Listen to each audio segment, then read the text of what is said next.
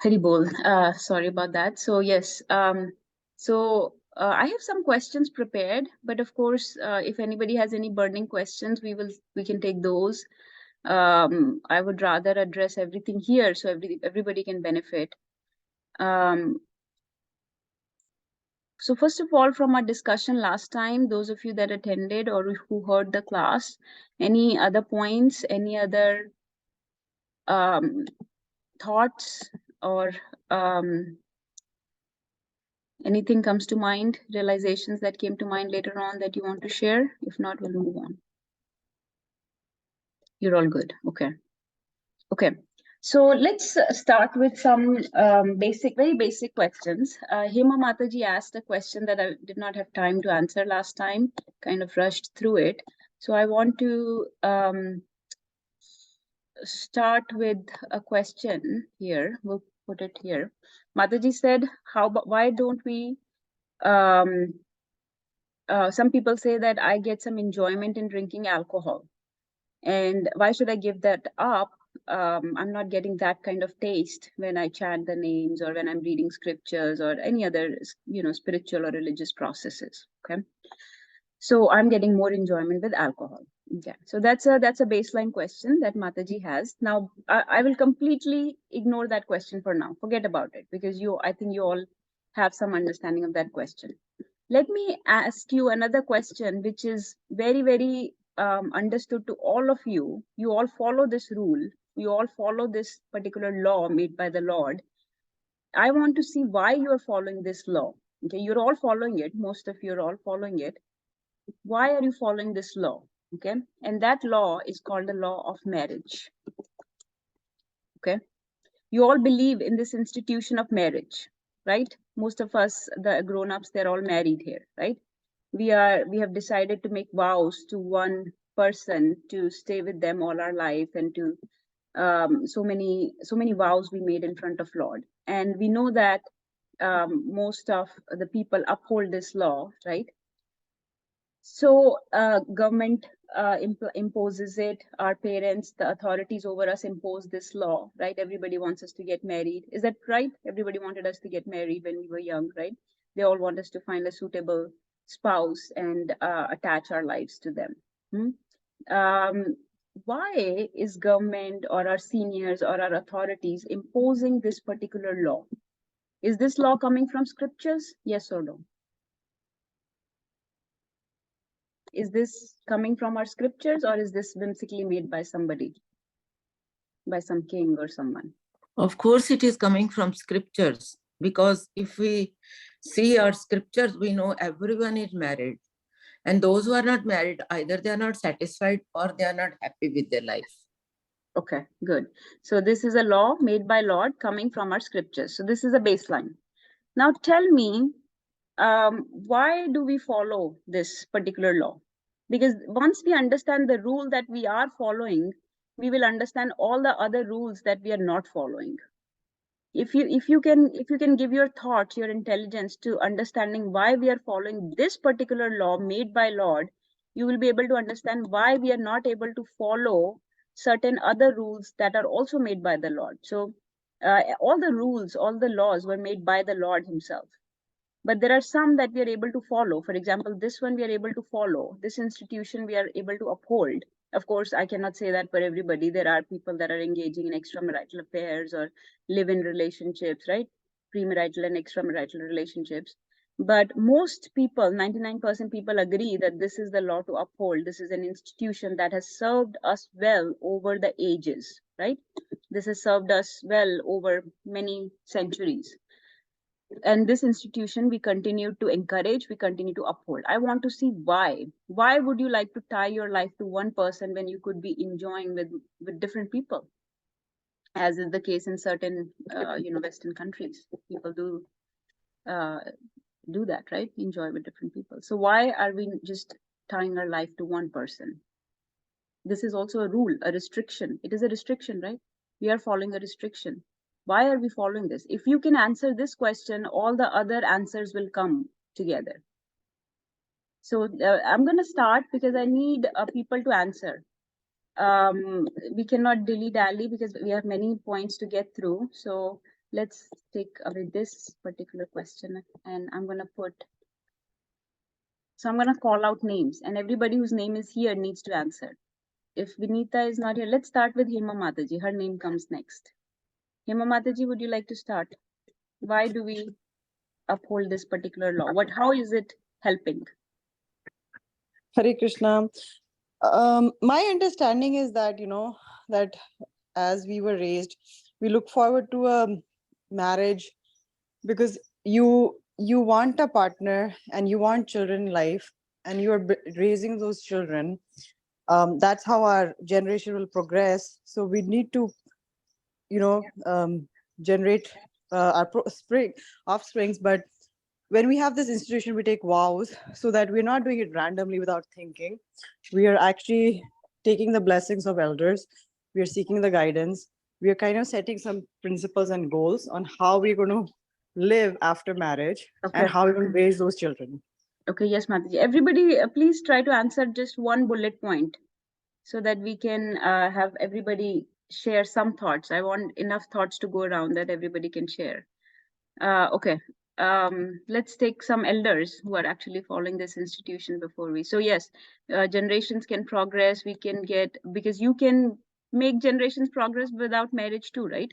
But you need blessings of elders. You need you make vows in front of the Lord, in front of the fire. You do a fire sacrifice, right? Okay, that's fine. Can we give more spiritual perspective on this? Because Lord did not just put this rule for our material benefit, but also for, I think material benefits are clear to everybody, but how about spiritual benefits? 3 people raised hands. I'm sorry, when I share, I can't see the hands. Yes, Anita Mataji, please share. So, Mataji, why we should get married? That is the question, right? Why Lord made this law? How does this help in spirituality?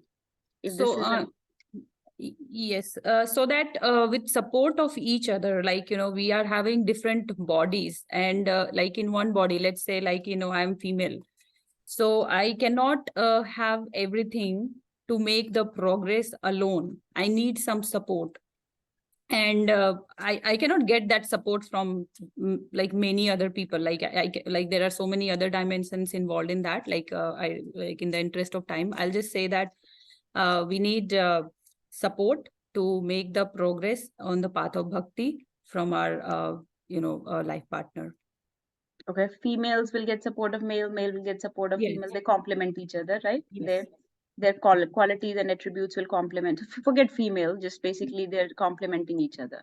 Yes. Okay. Okay. So you can make up for each other's deficiency and progress. Okay.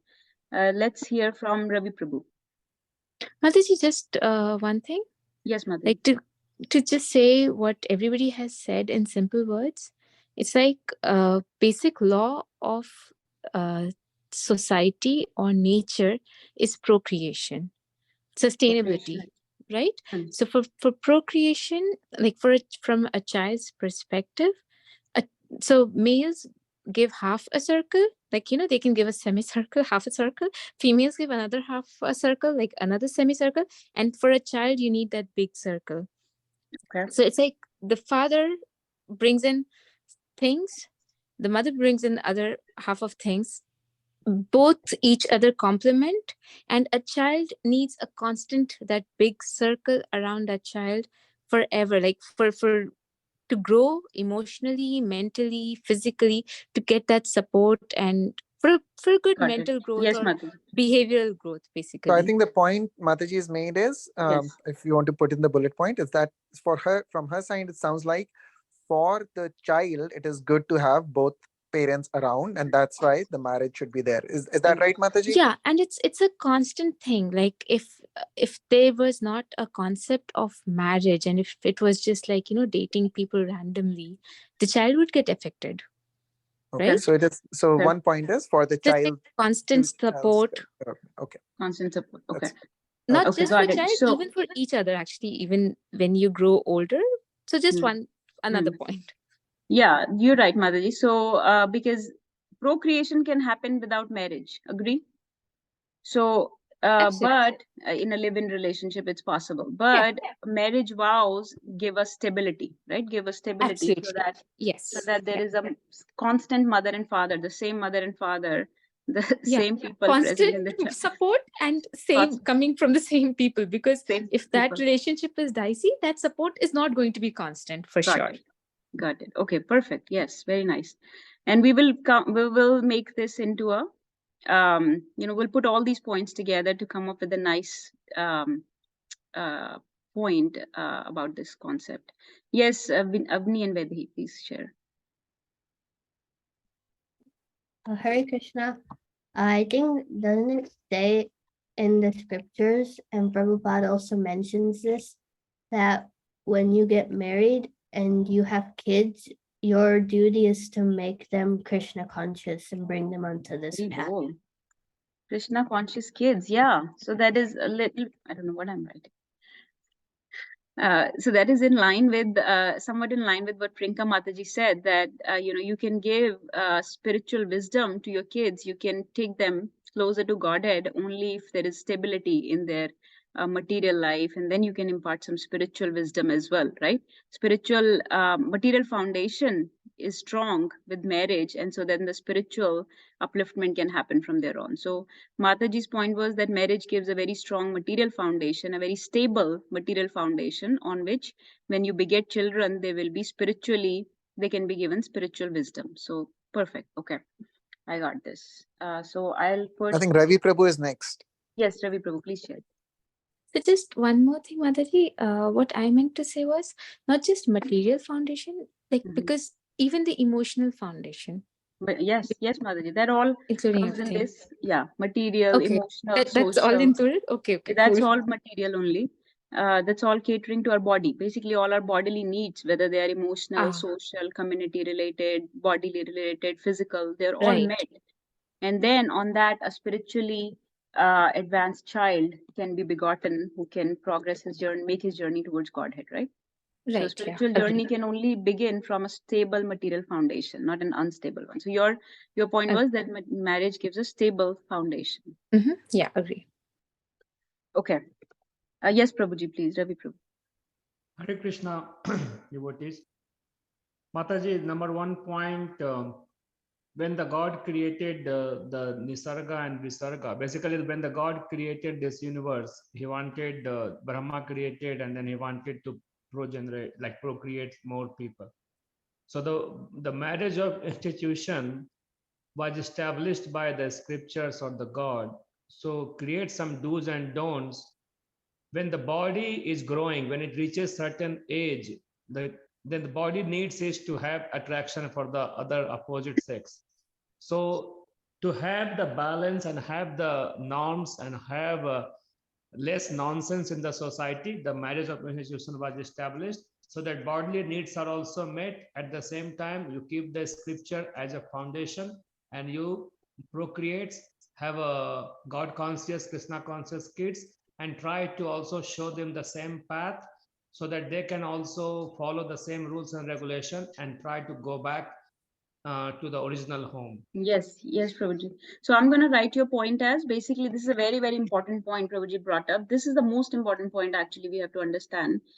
So when we get these bodies, lust is a very prominent anartha in our body. Okay. So by giving this institution of marriage, we are controlling that propensity. We are restricting our sense enjoyment. So like Prabhuji said, less nonsense. So we're restricting our sense enjoyment, right? We are controlling our sense enjoyment. We're understanding that this is not the goal of life. So the first point one has to understand is that our goal of life is to go back to Godhead, and you cannot go back to Godhead with agitated senses, right? So you have to have a control of your senses. You cannot have unrestricted sense enjoyment, uncontrolled sense enjoyment, kuch bhi, like animals. So you have to have a propensity,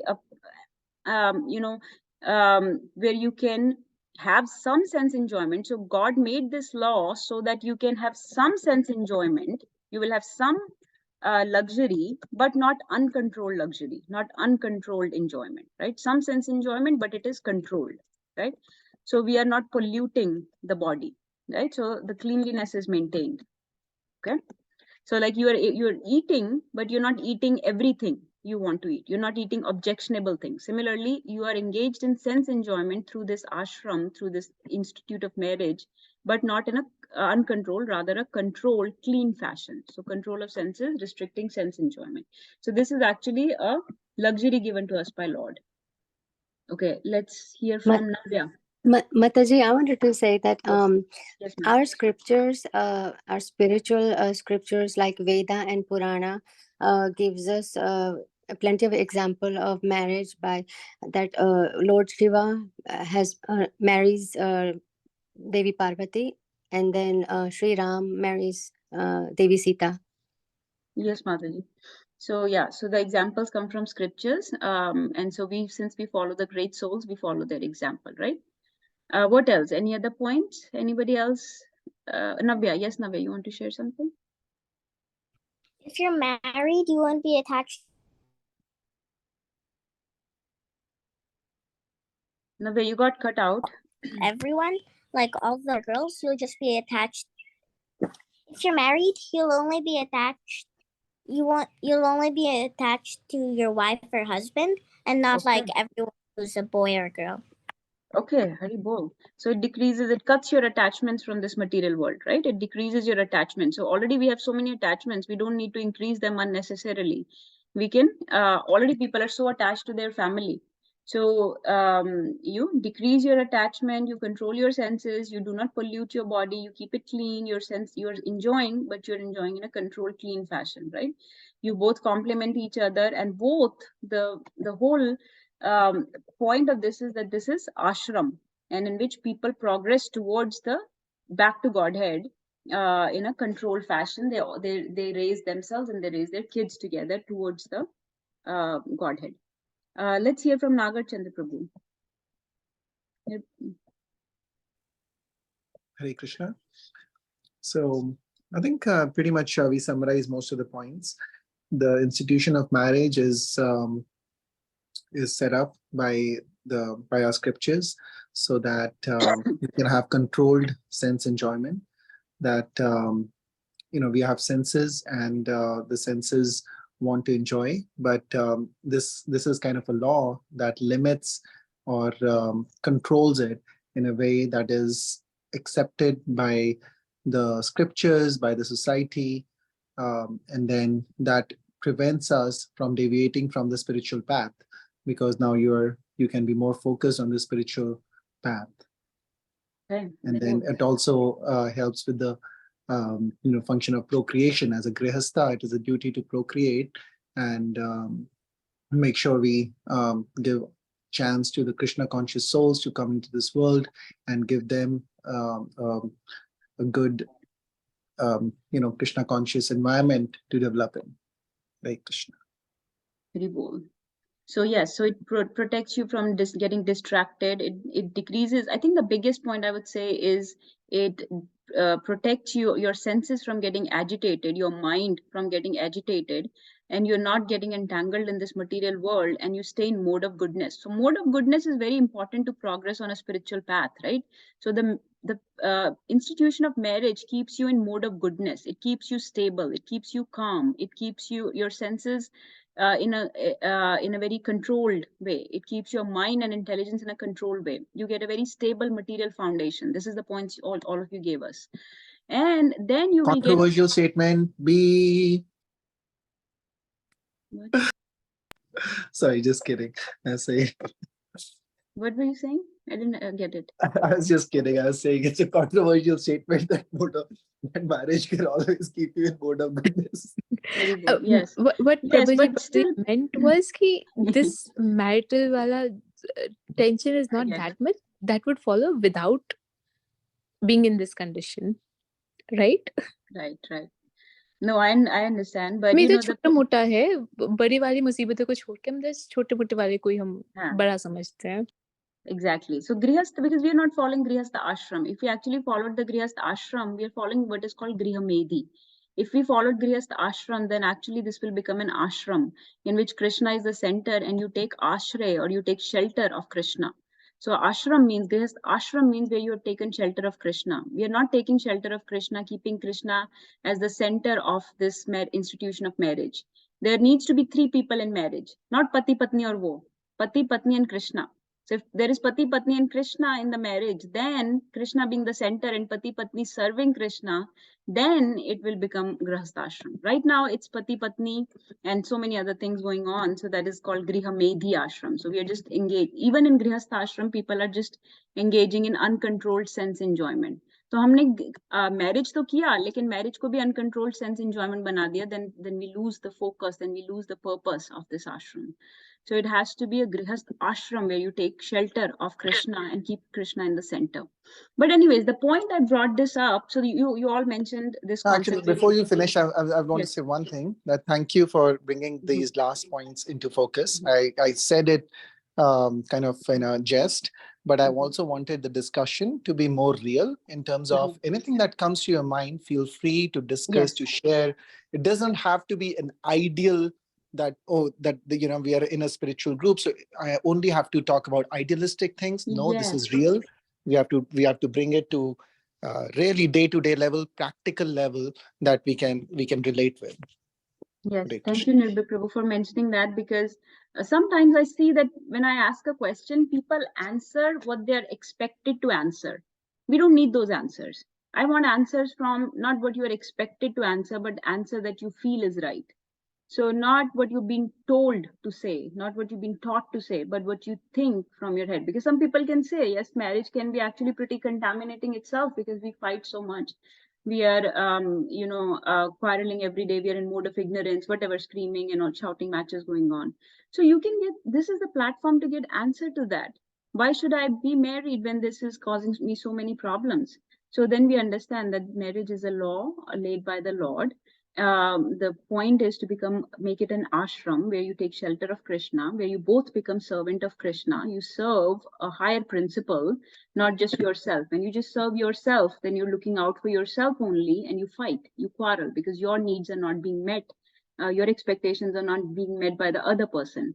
But when both of you are servants of Krishna, then both of you are serving a higher principle. Then you won't have those expectations, and your needs will not be the priority. The priority of the other person or of the Krishna will be the higher priority, right? So then there won't be any disappointments and quarrels and screaming matches and all this. So if you make it a grahast ashram as it is meant to be, it becomes in mode of goodness. The point I brought this discussion is, why did I correlate with this question about alcohol?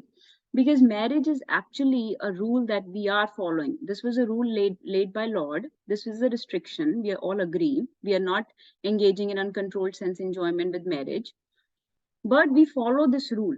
Similarly, there were many such rules laid by the Lord in our scriptures. For example, no meat eating, no alcohol, right? No intoxication. Those rules were laid by Lord in the scriptures, but we have a hesitation in following those rules.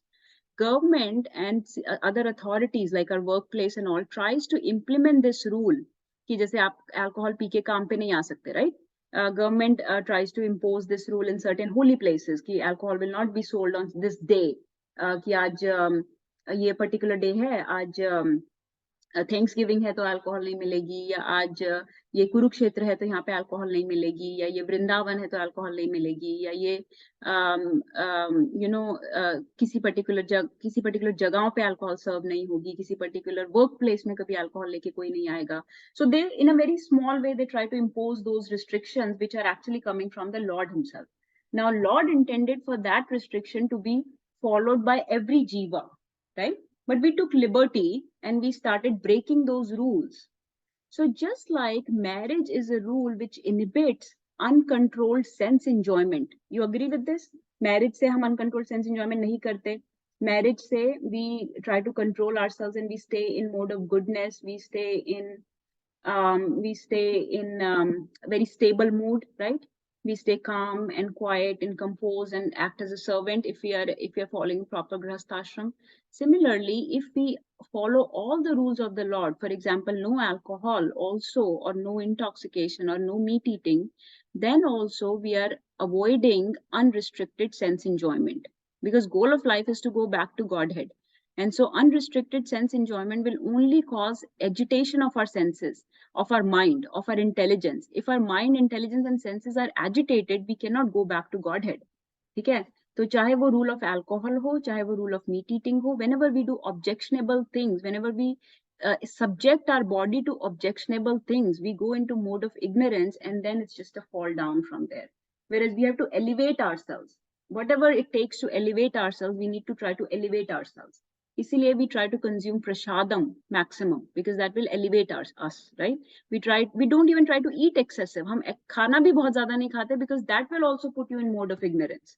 Even प्रसादम भी कोई बहुत जैसे भर भर के खाए कि प्रसादम खा रहा हूँ, तो उसके नाम पे 20 रसगुल्ला खा ले, 20 गुलाब जामुन खा ले. What will that do? That will make you very, very sick, and you may be suffering for next few days. So that is also mode of ignorance. So the point is, evaluate the activities that we are doing, the things that we are subjecting our body to, and ask yourself, is this uncontrolled sense enjoyment? Is this thing objectionable for my body? Is this thing putting me in mode of goodness or mode of ignorance? Is this thing elevating my consciousness or deteriorating my consciousness? If there is an institution, if there is a object, if there is a thing that you're consuming that is elevating your consciousness, that is expanding your consciousness, that is bringing you closer to your goal of Godhead, then you follow those things, right? Then you follow those rules and restrictions, because that is the goal of life, to go back to Godhead. तो इसीलिए मैंने marriage का rule इसलिए लिया क्योंकि वो rule हमको समझ आता है. उस रूल से अगर हम वो रूल्स को अंडरस्टैंड करने की कोशिश करें जो हमें समझ नहीं आते, then it will make sense. तो जो भी भगवान के बनाए रूल्स आपको समझ नहीं आते, उसको इस रूल से सुपर इम्पोज करने की कोशिश करो कि भगवान चाहते हैं कि हम बहुत ज्यादा अनकंट्रोल्ड सेंस एंजॉयमेंट में एंगेज ना हो. हम अपने आप को थोड़ा रिस्ट्रिक्ट करके रखें, ताकि हम मोड ऑफ गुडनेस में रहें, ताकि हम स्टेबल रहें, ताकि हम इक्विपोइज्ड रहें. तब हम आगे प्रोग्रेस कर पाएंगे स्पिरिचुअली. इसीलिए ये रूल बनाया है मैरिज का, इसीलिए ये रूल बनाया है नो मीट ईटिंग का, नो इंटॉक्सिकेशन का, नो अल्कोहल का, no gambling ka, because these things agitate us. They agitate our mind, intelligence, they agitate our well-being. और जब हम mode of goodness में नहीं रहते, तो फिर हम spiritually progress नहीं कर सकते. So this is the whole, that is why I brought up this discussion, to tie them together. Ravi Prabhu is saying, let's see if Abhishek and Avinash, who are of marriageable age, have some points on this topic also. And then yes. Anita Mataji has hands raised also. After Oh, that. okay, okay. I thought it was from before. Yes, Mataji, please share. No, yes, Mataji. So I just to this one simple example comes to my mind when we talk about the rules and regulation. This traffic light, right? Imagine if the traffic light, like the signal is not there, everybody wants to go. So, me coming from a background from a place like Patna, we have seen how uncontrolled it gets when there is no rule. And I see whether he is shaking her head, right? So everybody wants to go, everybody is in hurry.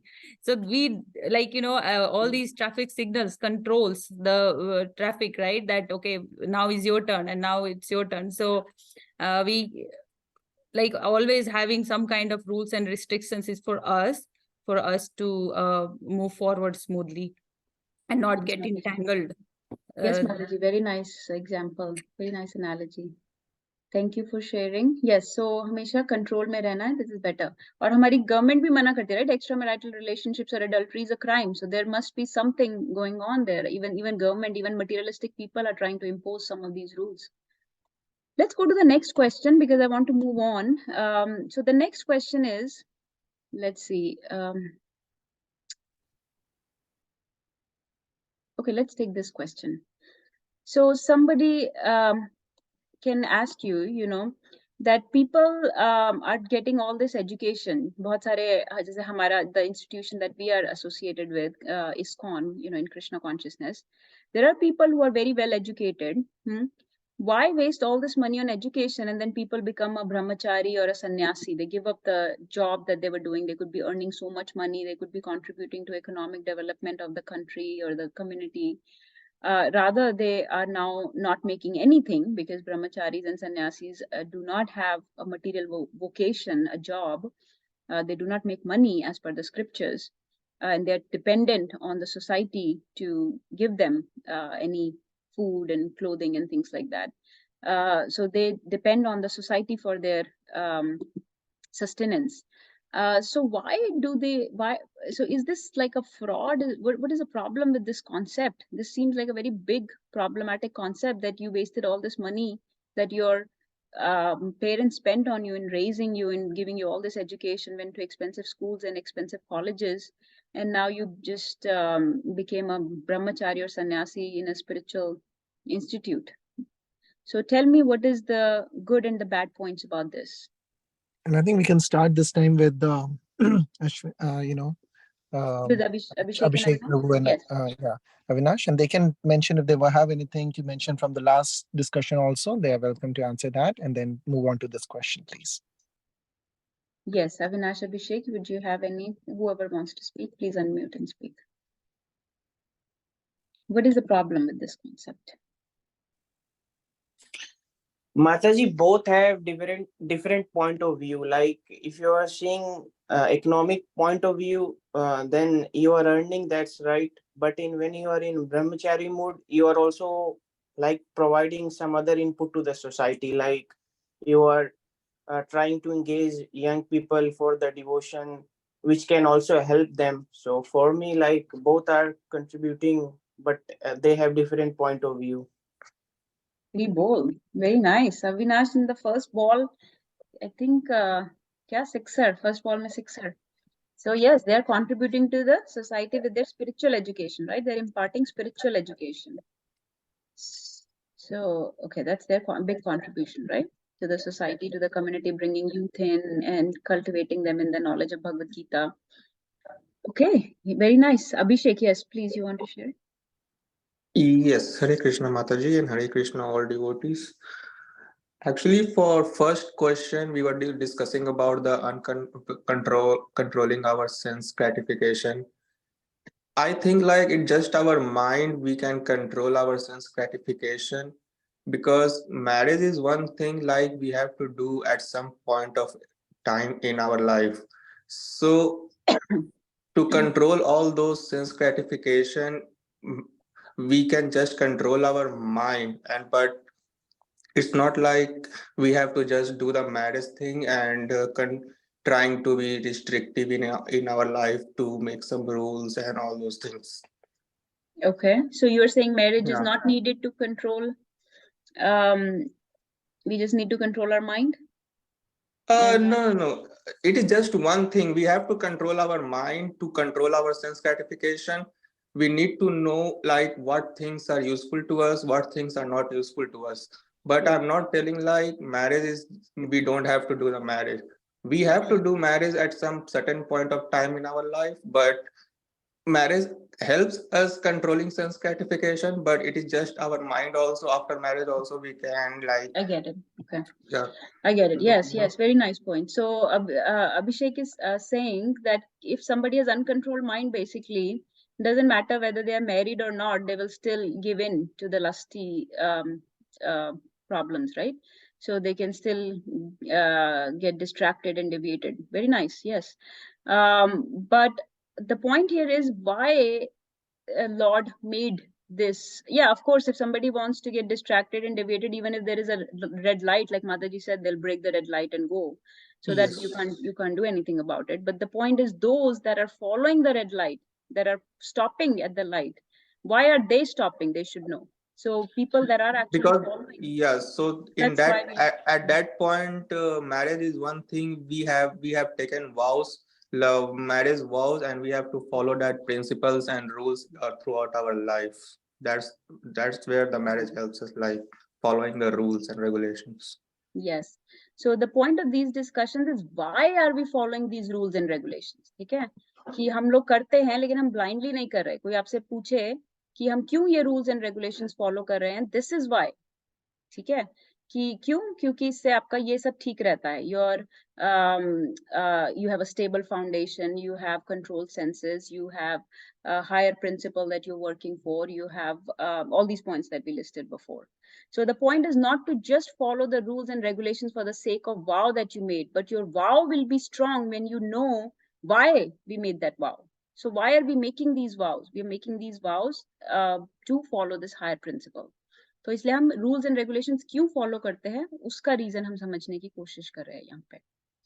हम superstition के लिए नहीं कर रहे, हम अंधविश्वास के लिए नहीं कर रहे. So we are trying to discourage अंधविश्वास. A lot of people think religion makes you अंधविश्वासी, कि अंधा विश्वास है. So we're trying to break that notion, that misconception that this is all अंधविश्वास. This is a very well thought out process, and this is the thought process behind that process. ठीक है, कि भगवान का क्या thought process है behind laying these rules for us. This is the thought process.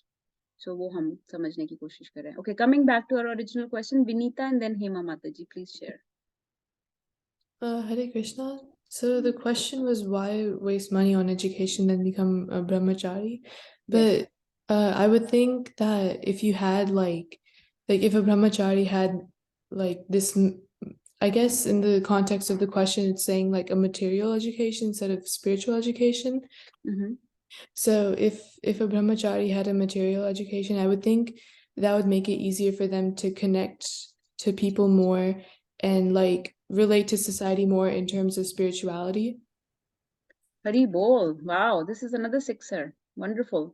So yes, if you're educated, so Prabhupada always wanted educated people in his movement. That was very clear. He did not want people to say, I don't like to ask questions. I don't want to think why we are doing things. No, we want to know why we are doing things. We want to ask questions because that's what Arjun did. We are in the mood of Arjuna. We are in the mood of Parikshit Maharaj.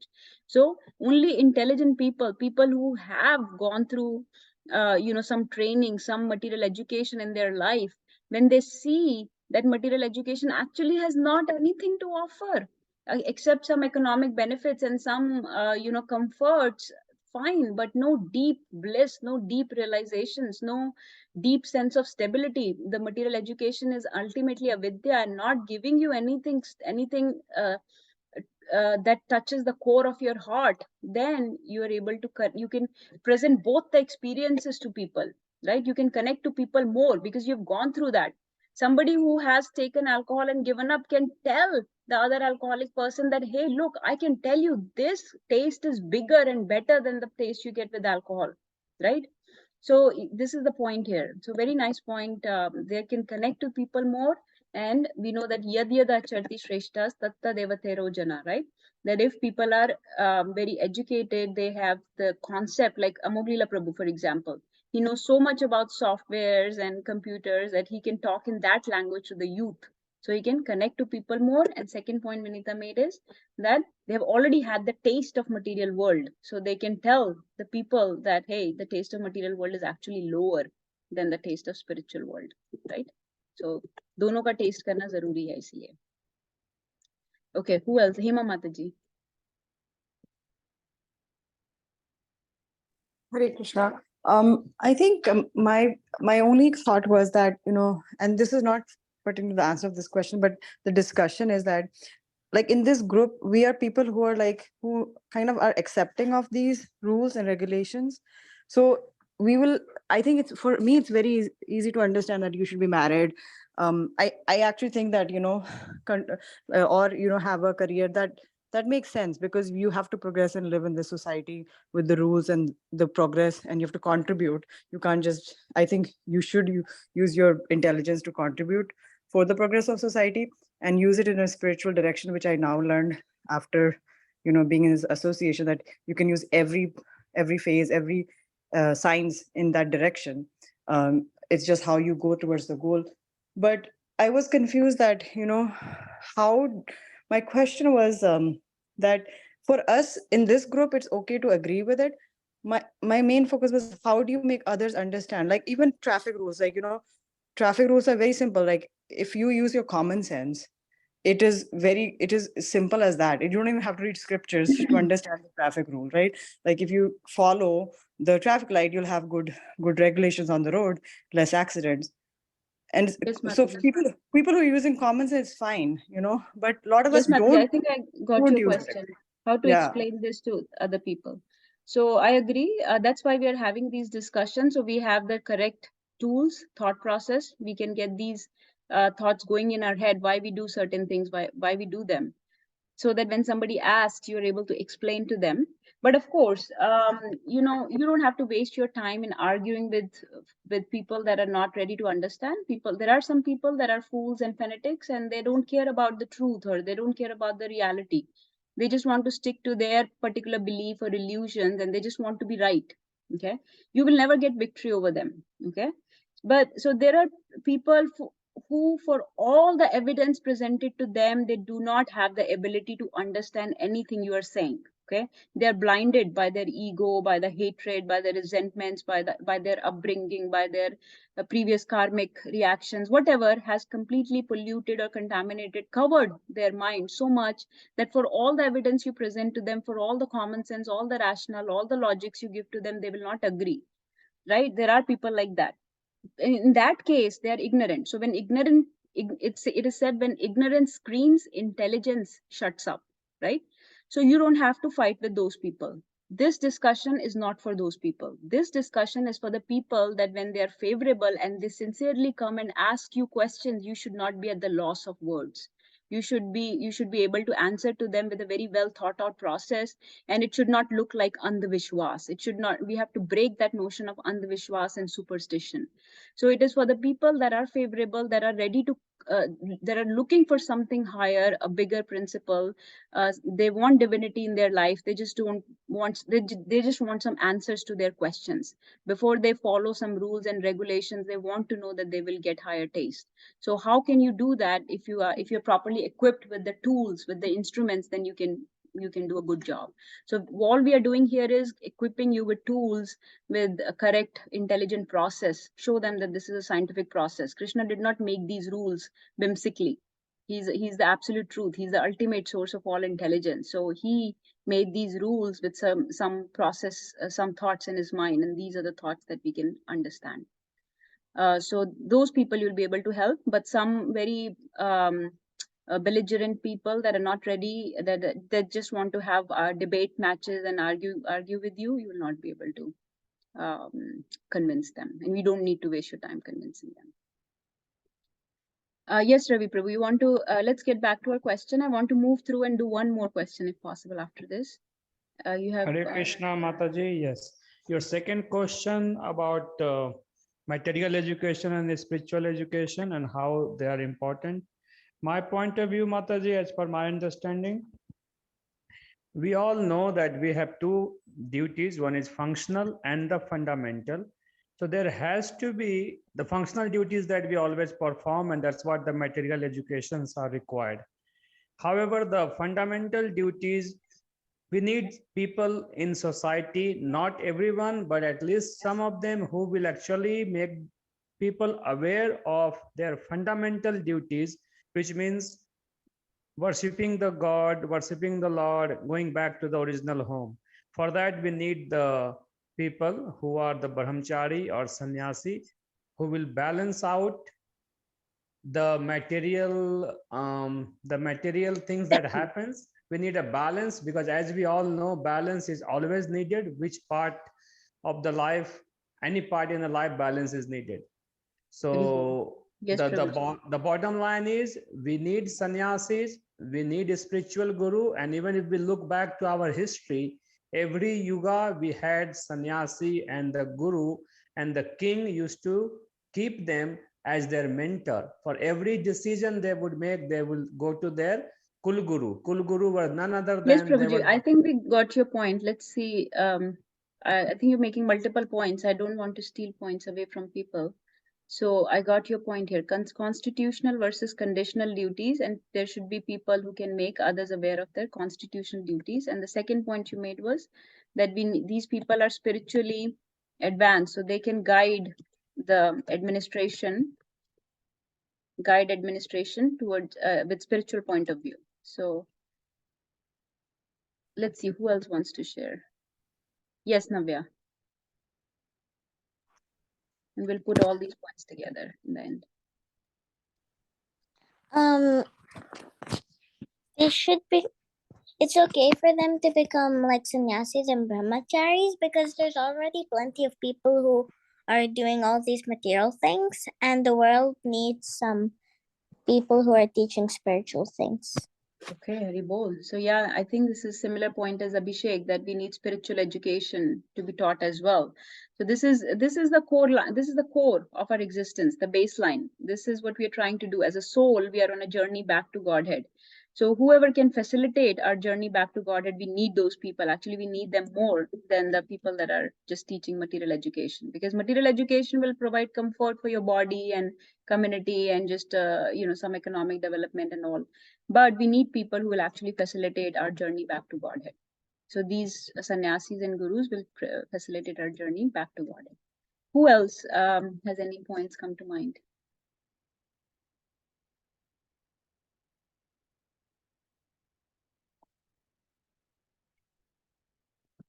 So, Okay. Mataji, I would Yes, like to ma'am. say a point. One thing is that many people, so say for example, if Sachin Tendulkar were to become Sachin Tendulkar, he didn't know, like when he was in grade 1, people would not stop him from studying his class, like, just a normal education, and say, oh, you're going to become Sachin Tendulkar in future, stop studying now. So many people who have gone ahead on the path of spirituality after all this lot of education is because they have fulfilled the Maslow's hierarchy. They have done this, been in the material world, and then realized that there's more to this above and beyond this, right? So they, unless until they are like rebirths of some very big sadhus jinko pata hota hai that from the past life they are carrying that memory and have that intelligence, people need to figure out paths. So you cannot just stop educating people, like you cannot stop people getting admission in engineering or medicine saying, oh, maybe in future you'll become a spiritual leader, because you'll realize that that's after all, at the end of the day, that's what everybody wants, enlightenment. Very So well. Thank you, Mataji. Mataji, it looks like you're quoting from Amoghila Prabhu's lecture. am I don't know, No, Mataji. no, you may not be, but I'm saying for a minute, I thought Prabhu has come to our class, which is amazing. Oh So, my. so this is, you're saying that some people have this inherent spiritual potency. They have fulfilled their mass laws of hierarchy, which Mataji quoted very nicely, which means basically that we have many needs. We have some bodily needs, some emotional needs, some social needs, some egoistic needs, right? But the best of those, the highest of those, the top of the pyramid is the spiritual needs. And so these people are catering to our spiritual needs. So they are needed in the society, and we should not stop anybody's education because we don't know what their potencies are going to be in future. Yes, people do quit their job to become a sports star or take on other adventurous things like photography, wildlife photography and whatnot. So they do all these kind of other wasteful, spiritually wasteful efforts too. So why not somebody who's spiritually inclined can fulfill his and other people's spiritual needs? And just like I'd let's see, Nagarchandra Prabhu, you have any point before I may just round it up? Hare Krishna. Yeah, I think Priyanka Mataji pretty much very nicely summarized it, the main thing, the gist of it. That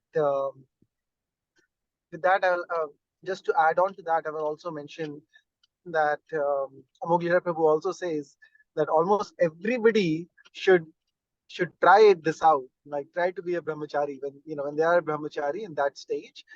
See if it is it for this is something for you, and if it's not, and 99% of people it is not, right? Most of the people are not going to be just satisfied with the spiritual life, because we have conditioning from so many lives that we have so many other needs and so many other propensities that need to be fulfilled. And without them, without trying to fulfill them, we will be not happy in the spiritual life also. So we'll be coming back again to the material life and not doing a justice to the material or the spiritual life. So for 99% of the people, it is not. So it is only for this 1% of people maybe who, Yes, no, I think 99.9% of people it won't be. And the 0.01% of people who will be happy with it, they can go ahead and continue with it. And if, like, let's say they, as Mataji said, they did medicine or whatever, and now they figured out that, hey, that spiritual path is for me and that is what I want to do, then wonderful. That is actually the perfection of life. So they are getting a promotion and not a demotion. We need to understand that. very good. Thank you so much, all devotees. I think you all presented such nice points. So look at how much we churn out. Now, if somebody asks you, You won't just be saying, oh, I don't know why they become brahmachari. Okay, maybe you will probably be able to say one thing, but now see how much knowledge you churned out. So they are not only like Nirbhay Prabhu said, they're getting promoted from avidya. They're actually going to vidya, because material education is avidya. So what if they wasted money on avidya? The point is they're becoming now spiritually uplifting the other people, the whole community, the country. And like Ravi Prabhu said, they're guiding. They can be the guides to the Kshatriya class, to the administrative society, to the rulers, to the political leaders. They need to take guidance from these sannyasis and brahmacharis. And these people who are educated, they have not wasted their money, because they can actually connect to the people more. They have the taste of both the worlds, and so they can tell other people, hey, try out the spiritual world, the spiritual education. This is actually higher taste. Inculcate some of this knowledge in your life, and you will feel uplifted. You will add meaning to your material education by adding the spiritual education as well. So they can actually make it more fulfilling, more nurtured, the community. And just like we need, sports star, we need celebrities, we need entertainers, we need medicine, people in medicine, we need rocket scientists, and so many other people. We need sannyasis and brahmacharis. So this is the need of the society, actually. Like Mataji said, to fulfill the spiritual needs of the society, we need these people. Just like we need soldiers. Soldiers may also have studied a lot, but now they're recruited when there is war. They're recruited to fight in the army, and they lose their life.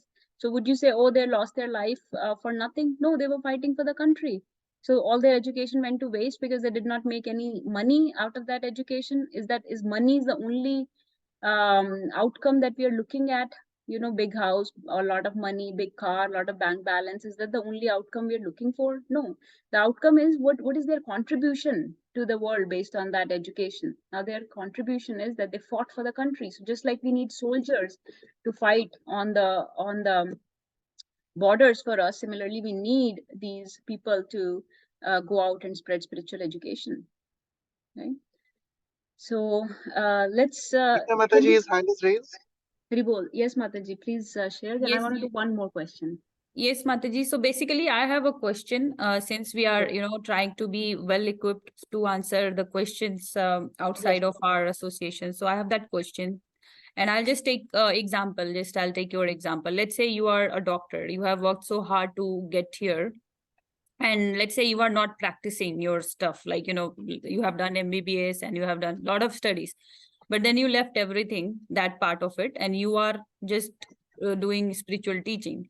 So maybe those who are close to you, they understand the importance of it, and it's very important. But then outside world will not understand that part, that they will think that you have just simply wasted the money of your parents, your time and everything, and you are not doing those kind of duty. So how do we explain to ourselves and others that why it is in that way? Yes, Mataji. So I think Prinka Mataji sort of answered that question a little when she gave the example of Sachin Tendulkar, that maybe he studied a lot. Let's say there are so many people, right? They go into various colleges, and then they either drop out, or they've been practicing for a certain time and they realize that this is not for them, right? Because when we are young, we may not know what is good for us, and we may just be following a rat race. When you are in rat race, who wins? Ultimately, whoever wins is still a rat, right? So in a rat race, you may win, but you're still a rat, right? So if this person did a whole lot of things, a lot of degrees, attached many degrees, many alphabets next to their names, and then they gave it up because they realized that they have a higher calling, they have a better purpose to serve in the society, in the community, and they decided to spread spiritual education instead. That somebody who's spiritually uplifted, he already knows that he's following a higher purpose, higher path, instead of wasting his life on just making money or just working like a donkey, spending nights and whatnot away from home. If he thinks this is not the path for him and he can contribute better by spreading spiritual education, then yes. But let's say my potencies, my skills are such that if I gave up this, or if I was forced, if somebody forced me to give this up, right? And my inherent nature of practicing medicine is not being fulfilled now, then I will probably not be able to contribute to spiritual education either very well, right? maybe the reason I'm able to contribute to spiritual purposes is because I'm allowed, or I'm able to, or I'm getting to fulfill rest of my inherent skills and potencies as well. So like Mataji said, it's a balance. We have to see what our own inherent nature is, what our own propensities are. Some people may think that this profession is a burden and would like to give up and take up spiritual path completely, which is perfect, right? Which is what they should do. We should not waste our life on things that are burdensome, right? But let's say the contributing to our profession actually feeds our spiritual path more, so that we are able to take on spiritual practices in a better way, then we should not give up that profession either, because we are aligning that profession also with spiritual path. So you have to see, what is burdensome for you and shed out the burden, right? Pratikulyasya varjanam. तो जो भी आपके लिए burden है, जो भी प्रतिकूल है आपकी नेचर के अगेंस्ट, कृष्णा की इंस्ट्रक्शंस के अगेंस्ट, उसको आप छोड़ दीजिए। कोई भी चीज जब बहुत बर्डन बनने लगे, लेकिन अगर वो आपको फेवरेबल है, अगर वो आपकी भक्ति को भी प्रमोट करता है, आपके प्रैक्टिसेस में भी हेल्प करता है, तो फिर उसको बैलेंस्ड वे में साथ साथ करते रहिए। तो माता जी again like a follow up, तो यहाँ पे जो मेरा मतलब कि लेट्स से कि जो इनर कॉलिंग है उसके हिसाब से हम चल रहे हैं, राइट? या फिर जैसे, लेकिन जो एक सोसाइटी का नीड है, like let's say the society needs lots of doctor, लेकिन मेरे इनर कॉलिंग की वजह से मैंने छोड़ दिया वो चीज को, because now I realize that I have a higher purpose and But Mataji, would you have a bad doctor in the society rather? Would you have a tired doctor who thinks that profession is a burden? Would you rather have that doctor treating you? हाँ, तो वही है tiredness, that will come Right. in play for sure. लेकिन like again, I think it is again a lot of dimensions there to think about. So like right? Amoglila Prabhu gave up his job. If he was hankering for spiritual education, और जब काम पे जाएं तो काम से हमेशा छुट्टी ले रहे हैं क्योंकि कोई यात्रा आ रही है, हाँ, मतलब या वो फिर हैंकरिंग, वो टायर्डनेस नहीं आना चाहिए, that's what, Right. Like that's the Right. Point, वो टायर्डनेस नहीं आना चाहिए, हैप्पीली सर्व करना है, बट आप हाँ, कुछ छोड़ so रहे हो। if the doctor or the whoever the profession, doctor हम ले रहे हैं वैसे arbitrary, but let's say कोई भी profession है, if he cannot, the person is so spiritually inclined that he's not able to give 100% to his profession when he's there, he's calling out from work, he's tired, he's thinking, oh, this is such a burden, why am I doing this? Then in that mode, you don't want to carry on with that profession. Then it is Yeah. better that you take on that spiritual path. Yes. One more aspect, a different aspect I would like to add on to this also is, or which I didn't hear as yet, is that at the same time, मतलब उसके वो भी होनी चाहिए कि आपका जो duties हैं जो आपकी फैमिली के लिए वगैरह भी, इट शुड बी फाइन। तो ऐसे नहीं कि आपने की जरूरत है आपको फैमिली की और आपने छोड़ दिया काम, लेट्स से कि भाई मेरे को स्पिरिचुअलिटी अपनी फॉलो करनी है सिर्फ, that is also not not ideal. कि आपकी यहाँ पे जो मटेरियल ड्यूटीज हैं वो भी करते रहनी है, and you may have to balance out a little bit कि आपकी मैरिज खराब ना हो, आपके चिल्ड्रन ठीक से रहें, their spiritual needs are getting fulfilled, you may be able to influence. सबसे पहली आपकी रिस्पॉन्सिबिलिटी आपकी फैमिली की तरफ भी है कि you can get them spiritually elevated. तो अगर आप छोड़ छाड़ के चले गए और they are your dependents, and in today's world it's not male or female, dono if both are contributing, let's say, so so those balance have to be fine. And let's say ऐसी situation है कि यहाँ पे जैसे your spouse or whatever is fine, it's a common decision. This is what I'm talking about in a family where you're grahastha, right? And it's a common decision made by the family along with this, then that is fine. If that is what you need, then burnout तो हमें बहुत पता है, in doctors का example जरा तो also mention that कि burnout is something very common just in material life of doctors. So many doctors are leaving medicine by the age of 40 years of age because they get burnt out. They are not able to contribute. There are more malpractice against them because they are not fully in the moment, kind of, they are not Okay, able to Nirpay Prabhu, I perform. think we got the point. कि whimsically भी नहीं छोड़ना है. I'm sorry to cut people short today, but we really need just quick answers so that we can keep moving the discussion. There are so many questions, so I apologize if that sounds a little rude. It's not my intention. I think Mataji, Nagachandra Prabhu is basically implying that Arjun ko bhi Krishna ne bola tha fight karne ko, even though he did not want to fight and take sannyas, right? So you should not leave things whimsically either. Always some push is needed to stay in a particular job or particular condition also. So you have to see, you have to kind of balance both. Right. So that education about balancing the stuff is needed, right? Like, we have to, and that is where we are trying to create this awareness. Yes, got Yes. it. Thank Yes. you. So किसी situation में ये बोला जाता है कि छोड़ दो, किसी सिचुएशन में ये बोला जाता है कि करते रहो, और पर करते रहो भी ऐसा नहीं कि बहुत excessive material endeavors, but you balance that with spirituality in the mix always there.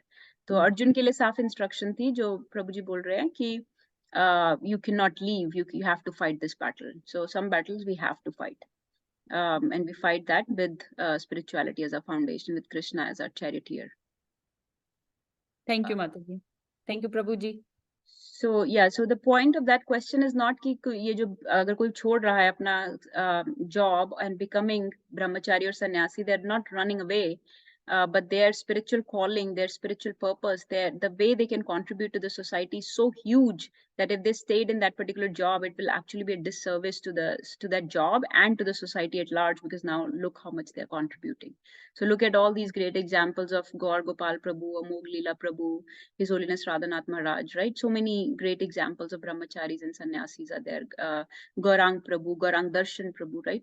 All these great ex-IITians who are actually, they would have been just another rat in the rat race otherwise, another spoke in the wheel, another machine in the factory. अगर वो वही काम करते रहते हैं. So we don't, if we are just another machine in the factory, another spoke in the wheel, then we can, and we rather we can contribute too much to the spiritual society, to another aspect, then let's do that. So that's what they chose to do. Their spiritual calling was just too big, but that may not be the rule for all of us. There are exceptions. Exception is not a rule. So we have to use our intelligence before giving up things. But okay, let's go to the next. Is it possible to do 5 more minutes? We'll take, this one will be a quick one, I think. We'll just take few reflections on this. Some people also, during the time of COVID, some people were saying, ये temples ने क्या किया? Temples तो बंद पड़े थे, hospitals खुले हुए थे. देखो हमने बचाया लोगों को.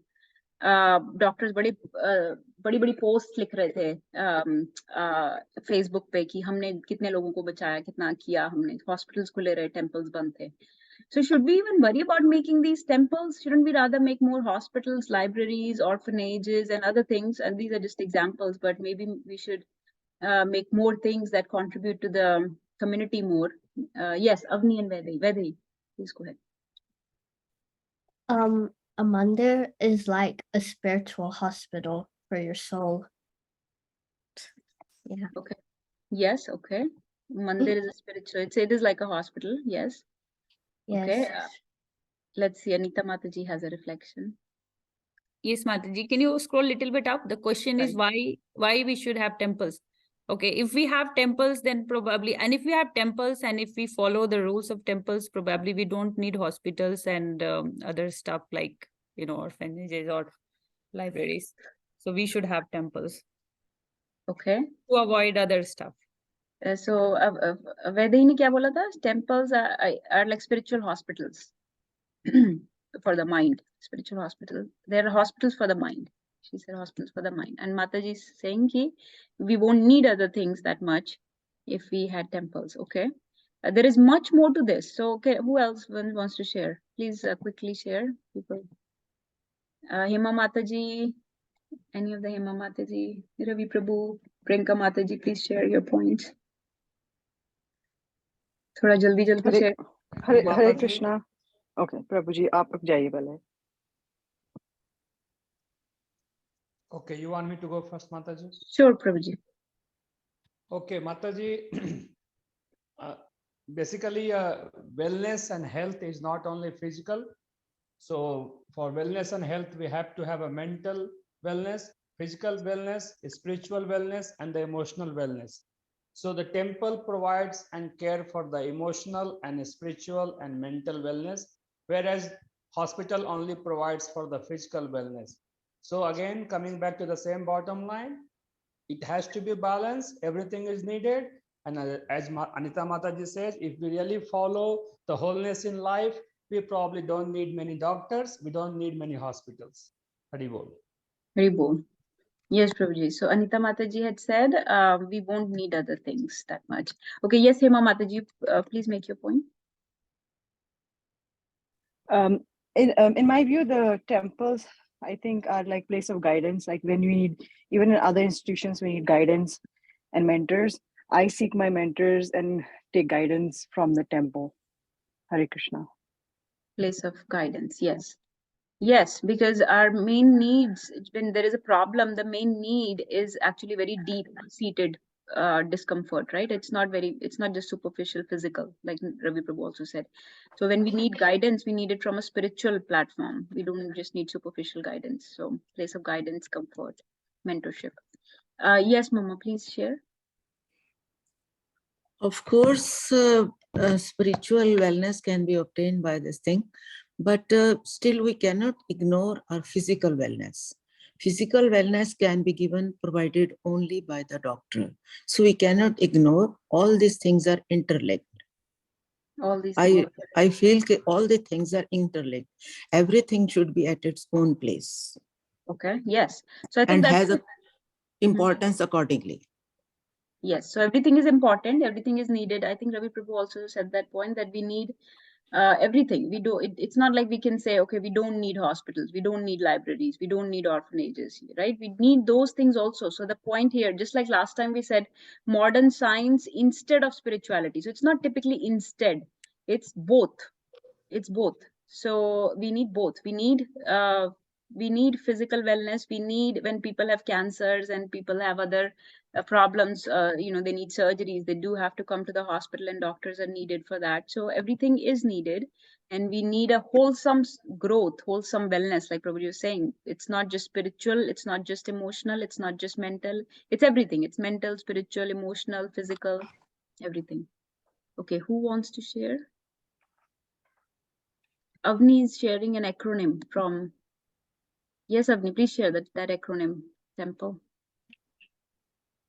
Yeah, so in our kids Gita class, we had talked about an acronym for temple, and the T was for tranquility, for like mental peace. The E, education, and then M is medication. It removes anarthas. E, purification. L, love, and then E, engagement. Yes, so that actually summarizes everything.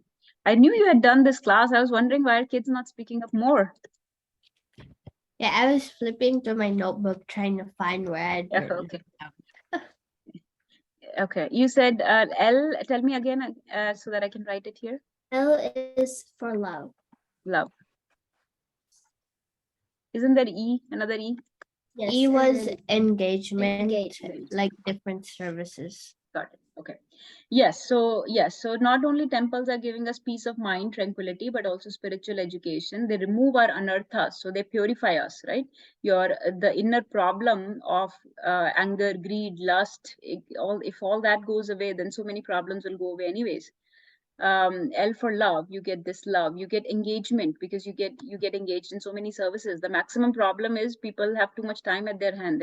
People think they're short of time, but actually they're wasting their time in all these wasteful activities, going to 6-hour long cricket matches and one after another, watching like 3 movies in a row or 10 episodes on Netflix, right? So we have too much time on our hand. That's why we are wasting all that time.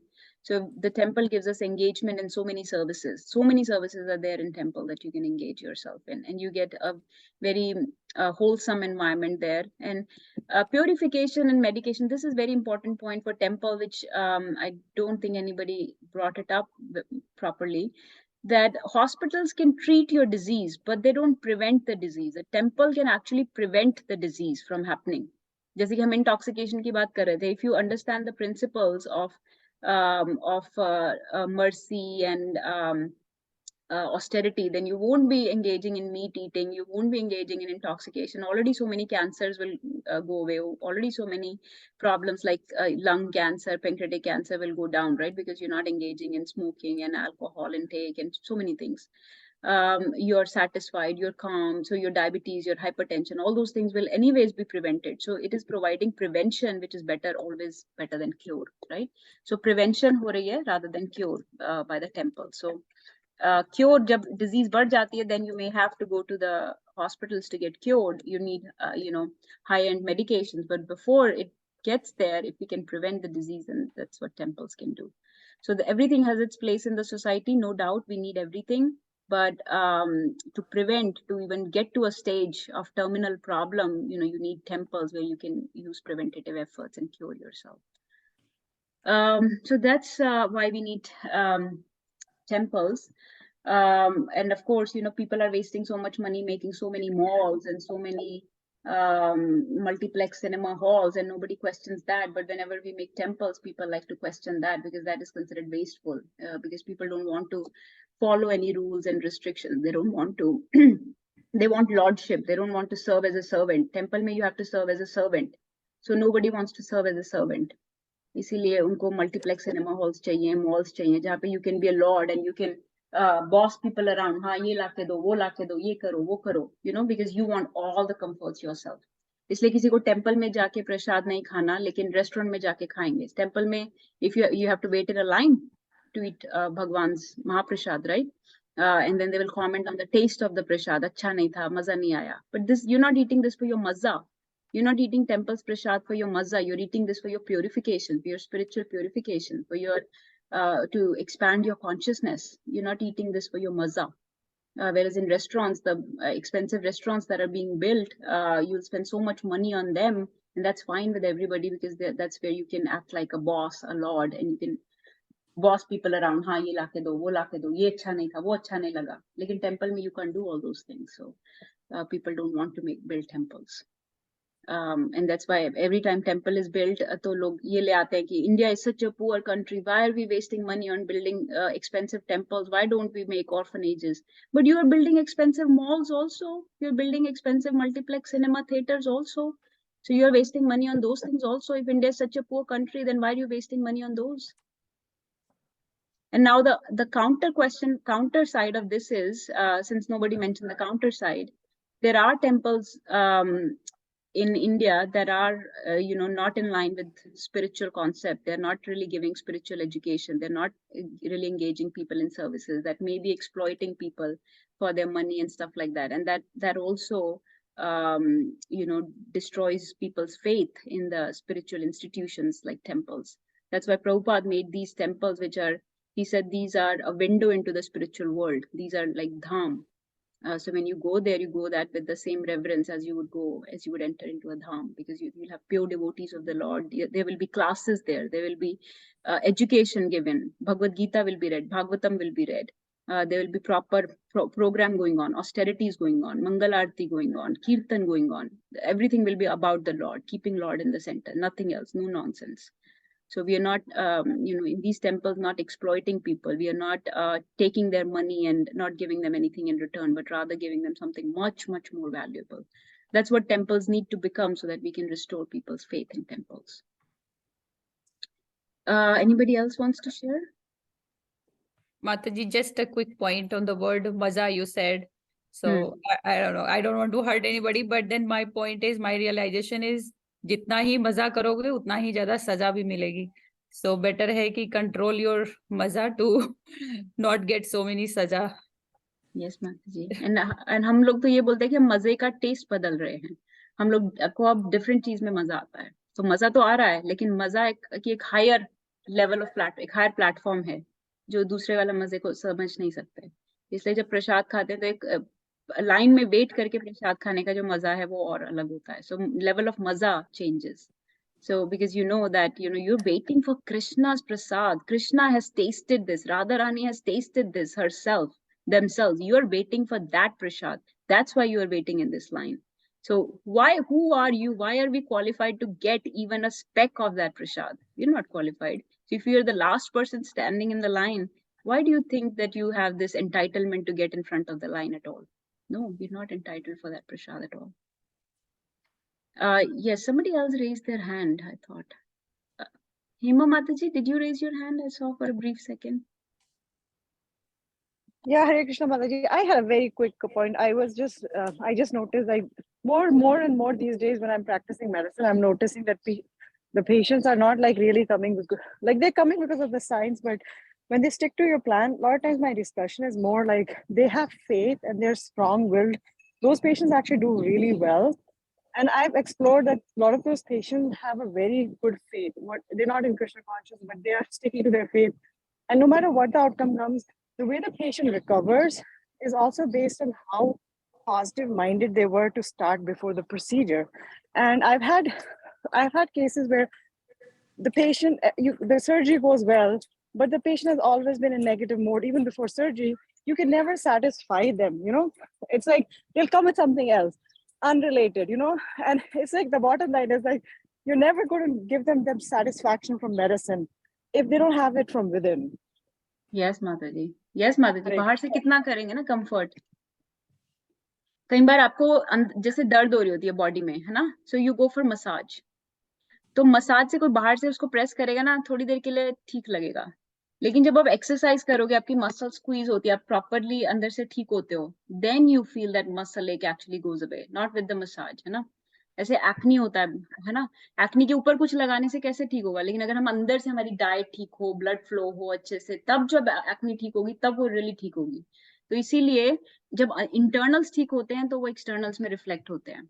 सो इसीलिए you're very right. I have noticed this a lot, that people are not satisfied from within, and then they always have bad outcomes. They have even if their surgery goes the best, they will always find something to, they'll always find faults with something or the other.